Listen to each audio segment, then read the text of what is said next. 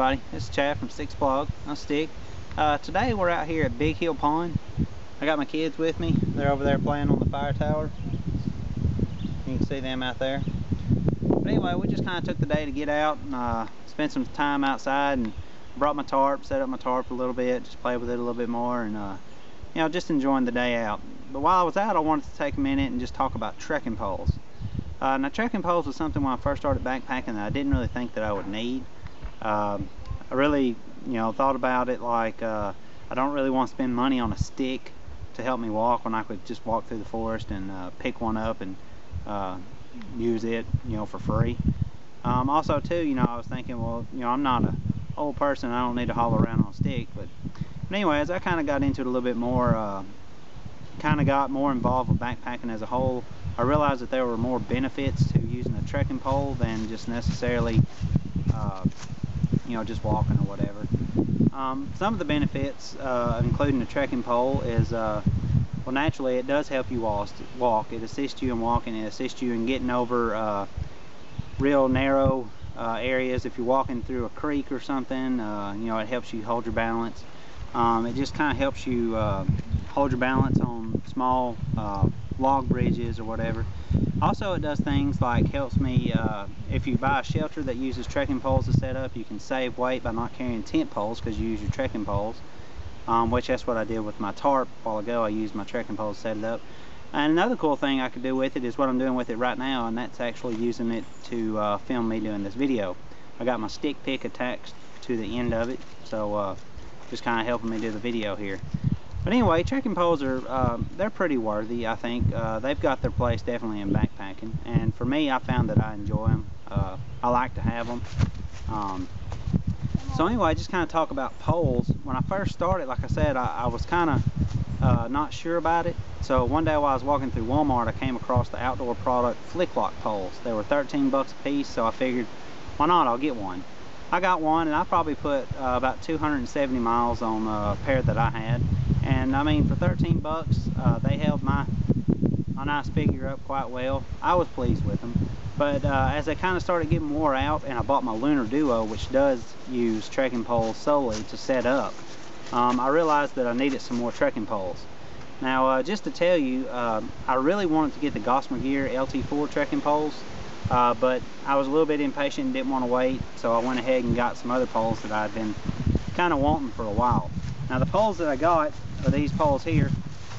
If you can see here, this is a pair of Leki. They're the CorkLite Aergon Speedlock poles. I don't know if you can hear this because of the wind out here, but I'll just keep going and hope that you can. Anyway, as far as this pole, it is a flick lock pole. It's not a, it's not one of the twist poles. It's got a flick lock here that I can, flick that out, and then I can adjust the pole to whatever size that I need. These poles, talking about adjusting size, they'll go up to 135 centimeters. So that's plenty long for me. I usually use mine on 115 is what I usually use mine to hike with. And about 115 to 120 is what I usually use to set up my tent with. They are made out of aluminum. Since they are made out of aluminum, they're a little bit heavier than the carbon poles, which are the Gossamer Gear poles that I wanted. These weigh on my scales 9.4 ounce per pole, so that is 18.8 ounces for the pair. So they're not terribly light, that's for sure, but they are solid. They're good, sturdy, and I like them. Now, as far as the handle on these, they're made out of a CorkLite, which is some kind of a mixture of cork, if you can see here, and it's also got some plastic around there. And also, if you can notice, it's actually kind of sloped out just a little bit. It's got a 15-degree slant to it, and that just kind of makes it more ergonomically designed so that it fits in your hand better when you're using it. Of course, it does come with the little straps. They've got some nice little felt on the inside of the straps that kind of makes it comfortable around your wrist. And then, of course, each one comes with a basket. Now, the baskets are the first things. Baskets are the first things that usually seem to want to tear up on a pole. So I'm watching these. I've probably got about 30 miles on these so far, and I can definitely tell some wear to them, but they're doing a lot better. And then on the very end, the business portion, that's a carbide flex tip. It's actually concave shape, and they say that it'll actually flex up to 30 degrees whenever you're using it and it hits up on rocks and stuff. But it's concave shaped, so it's sharp around the edges, and it's supposed to grip against rocks and stuff like that really well. But anyway, I've been pretty happy with them so far. They've held up me so far. They've held up my 10. I can put my weight on these. They'll hold me up no problem.